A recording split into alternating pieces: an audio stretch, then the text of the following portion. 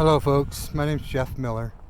I live in a small town here in Arizona called Williams, Arizona. It's the heart of the Grand Canyon on old Route 66. And I was out today taking a drive and came up to a hill about 1.5 miles up from my house, and just sitting here pondering and wondering about things in life and what's going on in general. Something's been weighing heavily on my heart the last couple of days since a good friend of mine back in Michigan posted about her senior year in high school this year. And, you know, there's a lot of controversy going back and forth about, in the old days we were shipped off to Vietnam and all that and didn't get to have our senior years and stuff like that. And to all the veterans out there, I want to say thank you. I appreciate that. And you know, to God be the glory that you guys are home and safe, and some of them didn't make it, but our freedoms were given to us because of that, and I appreciate that very much. However, I don't want to look in the past. I want to talk about now and these seniors that are struggling, because at the end of this year, they don't get to walk across the stage and get their diploma. They don't get to go to the senior prom with their boyfriend, girlfriends, or just friends in general. And they miss out on all that. And in these times of uncertainty, that's hard to know if they're ever going to get a chance to do something like that. So my prayer is that hopefully when this is all over and said and done with and we move on, that we as a community could possibly pull together and put something on for these seniors, whether it be simple as still renting out the gym at the high school or the football field or an auditorium somewhere, and still, no matter what, even if it's a year down the road, give the class of 2020 a graduation. Allow them to walk across that stage and allow them to experience what it's like to be able to go across the stage and get their diploma.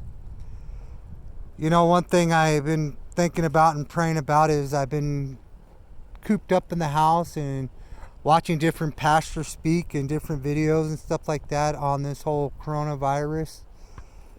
You know, there's a lot of times of uncertainty and a lot of times we struggle and we go uphill and it feels like we're fighting an uphill battle. But as I came up here to the top of this somewhat hill today, about midway, I want to show you something that God revealed to me. And if I can turn this around, let me see something here. I'm going to have to turn the phone around. But if you can look down there in the valley, just over the top of these trees, you can see there's a lake. It's beautiful, it's peaceful, it's quiet. There's not much going on down there. But just the view up here is awesome. But as you start to come towards where I'm standing and you come towards this hill, you can see there's some stuff in the way. There's rocks, there's boulders, there's tree stumps, there's trees, there's all kinds of stuff in the way. And to me, that's kind of life. We start out in the little great valley of the peaceful river and we enjoy life and we get to go through things. But as we go through things in life, we start to head uphill in a battle. And in that battle, there's going to be things in our way that tempt us, that deter us, that makes us struggle. But God keeps telling me, you know what? If we keep strong, keep our faith, and keep moving on, eventually as you climb up this hill and you come up the hill and you come up this little trail, if you hold on tight to God and you come up, you're going to see that we're up here on this plateau. It's a flat land. And there's not much in the way here. I could walk across the field here and be over there within a couple of seconds. Not a lot in my way, not a lot to deter me.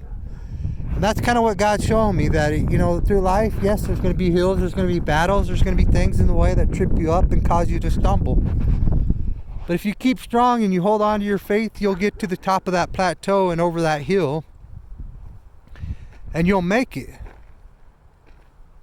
And once you do, you'll get to enjoy the peacefulness and the quietness of God and know that He's in control of all things. But He doesn't want you to stand still in this little area of this plateau and remain there. If you continue to look, I'm going to show you once more on the other side of this hill as I did walk over. If we started a hill up that hill, there's a cliff, there's trees, there's boulders, there's rocks, there's stuff in the way once again. But as through life we go up that hill and we try to make it up over that cliff or around that cliff or whatever we got to do to make it to the top of that hill way up there. What lies ahead, I don't know. I've never been up that hill. I would like to take the hike one day and go up there and see. But God knows what's up there. God knows what's ahead, and He's encouraging you to take those steps to move forward. Don't stay comfortable. Don't stay lukewarm. Don't stay where you're at. Keep moving. Keep fighting. Keep moving forward. Press into God. Ask Him to lead you and guide you up that hill and direct you and show you the path that He has for your life. And eventually, one day, you'll be up at the top of that hill. And you'll get to enjoy the views and the awesomeness of the creation of God and what He's done. But not only that, in your life, you may never get to see the people that you touch along the way of your path. You may never know the things that happen because of a seed that you planted. I put on many concerts, I put on many events and stuff like that. And I've got to see some of the things that happen. A good friend of mine sewed into an event that we were doing. We needed money to fly a gentleman out from California to Michigan to do a concert for us. And we as a church didn't have the funds directly for that. But we prayed and we pressed forward and we moved up that hill in that battle towards the funds. And a gentleman in our church donated it as a silent partner and said that he wanted to use for this lock-in to bring this gentleman out for this event, fly him out and, take care of the needs that we have. We flew that gentleman out and we had a lock-in and we had a concert. There's a bunch of teenage kids there. And that event took place overnight. The gentleman stayed up all night with these kids playing dodgeball and ministering to them and just planting the seed. And that weekend he left and we headed back home, not knowing the seeds that were planted or what happened or the lives that he touched. The gentleman that planted the seed of the money within the church didn't know what lives it would touch, how it would affect people's lives. I'm here to tell you that I was able to talk with both of those gentlemen and let them know the causes of that event. There's 3 young ladies that I know of today that got saved at that event, that turned their life to Christ and they moved forward and they're going up that battle, but they're holding strong, they're holding fast to get up to the top of that hill and see what God has for them. We've been there walking beside their side and guiding them and helping them and directing them. But as I talked to these 2 gentlemen, especially the one that planted the money, the seed, he didn't have any clue when I finally sat down to him about a year later what that money meant and how it touched lives.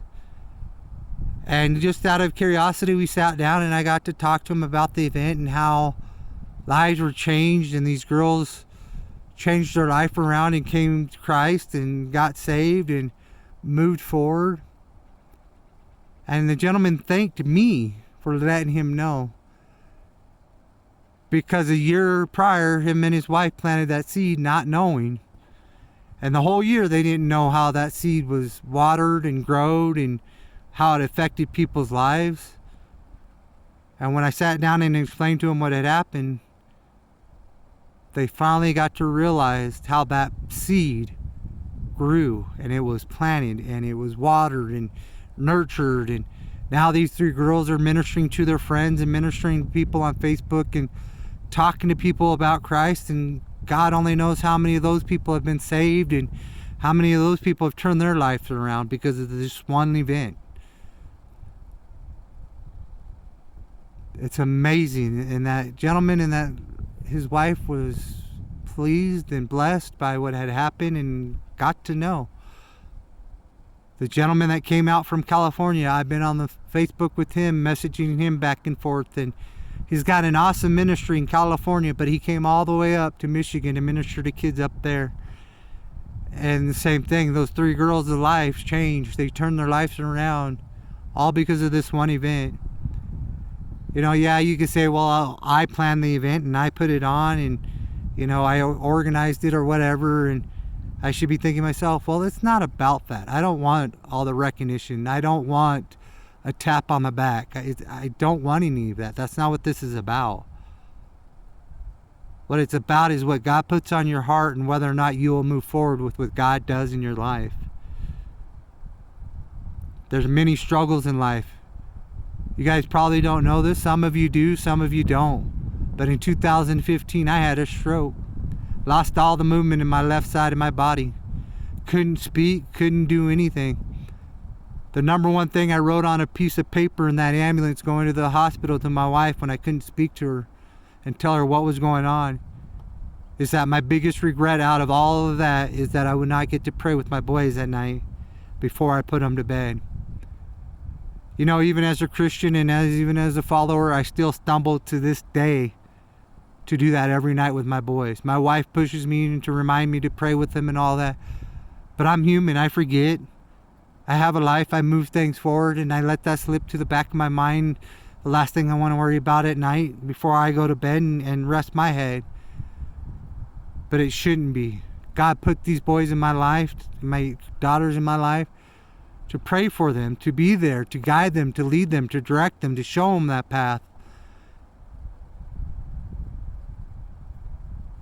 But I need to be there for them just as much as anybody else I need to be there for.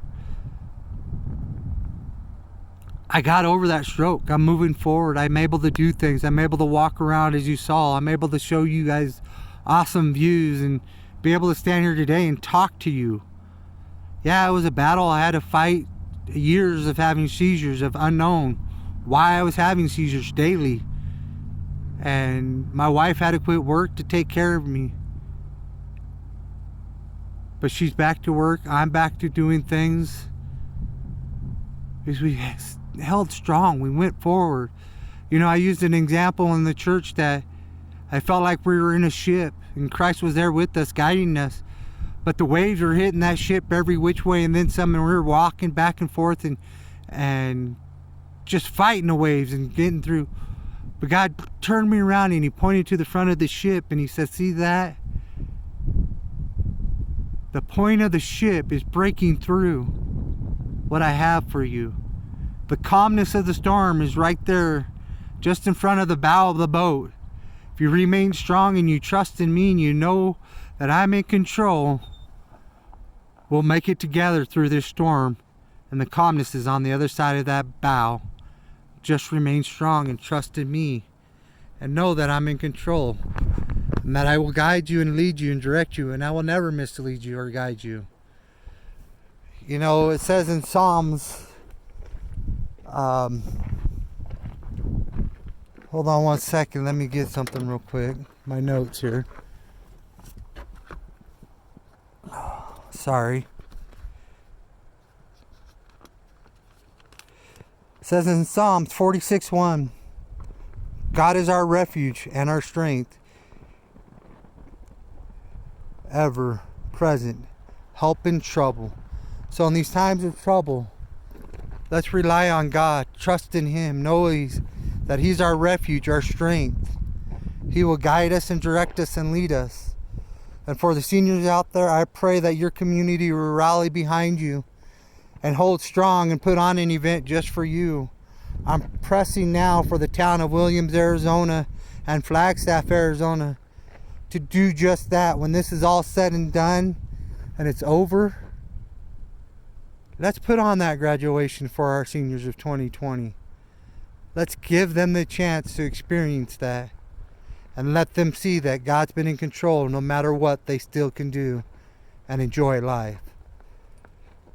You guys, I pray for you all. I pray that we all make it through this terrible time of tragedy with this coronavirus and all that's going on. But remain strong and hold fast and know God's in control. God bless you all. Love you all. And I hope to talk to you again soon. Have a great day.